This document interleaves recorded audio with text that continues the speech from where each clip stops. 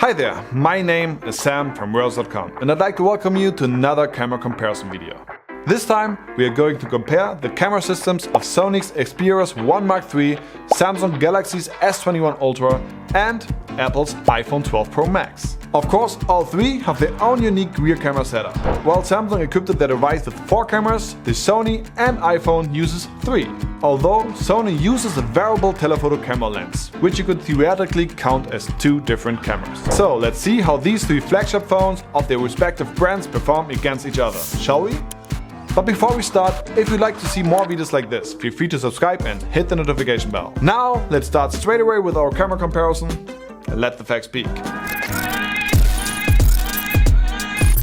Alright, starting right away with the video comparison. We set the phones to 4K 30 frames per second. And what you see right here is the ultra-wide camera of all 3 devices with their different field of view. Sony shows a much narrower angle than its competitors. Besides that, the color management shows the biggest differences. While the Galaxy's results is very close to nature, the iPhone red tones are completely off, displaying a pink sweatshirt. The Xperia on the other hand has overall a too low contrast and its screens are slightly off. But both have their problems with displaying the red shirt of the woman in the background correctly. Sadly, the Xperia also burns out the background and seems to be a lot less sharp than its competition. When switching to the wide camera, the Xperia gets a little bit sharper, but still not as detailed as the other 2. The iPhone gets a bit too bright here, therefore looks a little bit flat, whilst the Galaxy again showed the best outcome in terms of lighting and coloring. Moving a little bit closer to 3 times zoom, both the iPhone and the Galaxy maintain their sharpness, while the Xperia becomes very pixelated. And with a zoom maxed out, which is 20 times for the Galaxy, 12.5 times for the Xperia and 7 times for the iPhone, the only usable result is the one from Samsung. Compared to the amount of quality, the other 2 just look equally bad, especially when cropped in and post to have a direct comparison. Now let's have a look at the stabilization. As you can see, the Galaxy is very steady and therefore the clear winner of this category, followed by the Sony, which is a little bit less shaky than the iPhone. But we gotta say that all of them did a good job here. In terms of the macro capabilities, the ranking is the same as with the stabilization. The iPhone falls behind Sony and the Galaxy gets the closest to the object. But with the autofocus, things are completely different. Here the iPhone is easily the most accurate and the fastest of the competition. When it comes to objects that suddenly appear in the frame, the Xperia is noticeably slower and the Galaxy has a lot of problems. Same can be said about the continuous focus, where the Galaxy doesn't seem to focus at all. And if you are someone that loves to be able to see every little detail in a video, the slow motion feature might be something for you. And of course, all 3 phones have got that covered. The Xperia is able to shoot 120 frames per second in 4K, whereas the Galaxy is capable of 960 frames in 720p and the iPhone offers 240 frames per second in 1080p. Alright, so another important part of videography on a smartphone is the front camera and the audio quality. So this is the quality of Apple's iPhone 12 Pro Max, and this is the quality of Sony's Xperia 1 Mark III, and this is the quality of Samsung's Galaxy S21 Ultra. So now let's switch to photography to see what these cameras are capable of.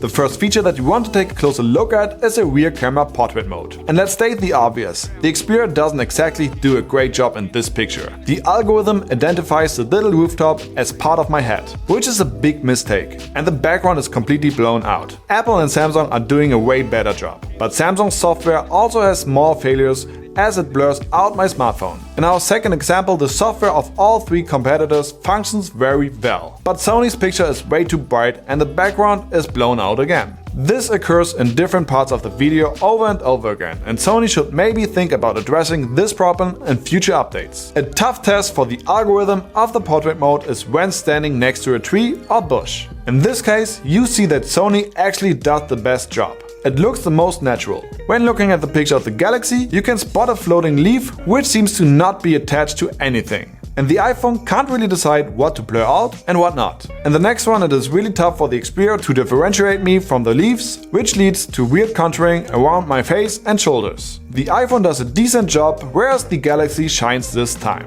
Which is also the case in the next sample, but this time Sony struggles with the dynamic range again. Let us go through the different cameras now, starting with the ultra-wide camera. At first, there isn't a significant difference noticeable. Only the color rendering seems a little different in all three. But zooming into the church, you'll see that the Galaxy is the softest of them and Sony has the most structure and the iPhone is in between. That changes when switching to the wide camera. Now Xperia's image seems to lose quality and Samsung and Apple are equally sharp. Alright, now let's check out the zoom capability. At 3x zoom, Apple and Samsung have again similar results, while Sony seems soft. At 10x, Samsung starts to shine with a superb quality. Sony is acceptable and Apple looks way too digital enhanced. Okay, now we got to max out the zoom. Since Samsung is capable to zoom in 120 times, it is no wonder that it has the best results here. We had to adjust the picture of the iPhone and the Xperia in post to match Samsung's picture, which leads to an incredible loss of quality, as you can see.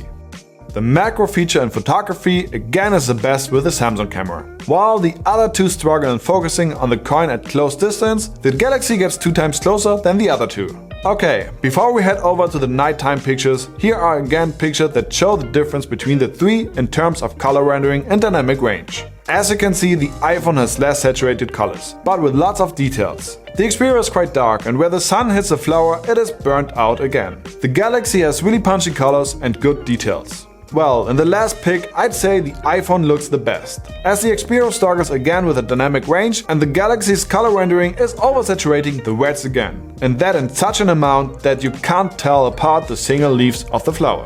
Okay, so this is a portrait feature of the front camera on all three devices at nighttime. As you can see, all three are handling the situation differently. My face looks the sharpest in Samsung's picture. The other two are struggling with the low light situation. Apple and Sony look very pixelated. Differences can also be seen in terms of color rendering. While Apple and Samsung have an acceptable white balance, the Xperia is really yellowish. Other than that, Apple seems to handle it the best with blurring out the background, while the other two have really fuzzy contours. The different white balance is also visible in the rear camera pictures. Sony stands out again with those yellowish lights. The iPhone and Samsung are also handling the dynamic range again better than the Xperia, which is brightening up the bright parts way too much and darkens the dark parts at the same time. The iPhone appears to have the most details of the three. Before we head over to the next image, I want you to focus on the glow around the lights, because on the next one the differences are especially noticeable. The iPhone and the Galaxy have a different but nice star flare glowing around the lights. Sony is first of all way too bright again, and secondly it doesn't look good. It kinda looks as if there's a diffusion filter applied. Here's another one. This time Samsung also doesn't look as good, with different colors somehow appear around the light pole. In this last image, in which we shows a relatively dark scenario, Apple and Samsung shine again, with Samsung a tiny bit more sharper. The Sony again can't hold up. It is unfortunately out of focus and appears way too dark. Let's take a look at the video at night. The scheme continues. In this video shot on the wide camera of all three, the Sony is very dark, whereas Samsung and Apple coming across brighter and sharper. Samsung again a tiny bit better. And now the ultra-wide camera. First of all,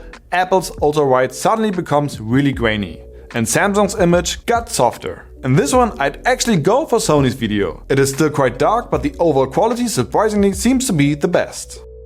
So, in this video we compared three awesome phones. In our opinion, the Samsung and the iPhone have incredible camera quality, and we wanted to see if the Sony Xperia 1 Mark III could hold up. The weaknesses of the camera became obvious quite quickly, but we still believe these are weaknesses that can be fixed in future software updates. If so, it also could be a great camera. And yes, for all of you that tell us to use the Pro mode on the Xperia, we didn't, and that was intentional. We tested all three cameras in the basic mode to have a direct comparison. In the end, we hope that we were still able to show you the most important features that might help you to decide which of the phones you should rather get. If so, let us know in the comments below which camera you like the most. And as always, if you enjoyed this video, feel free to hit the thumbs up button and subscribe to our channel.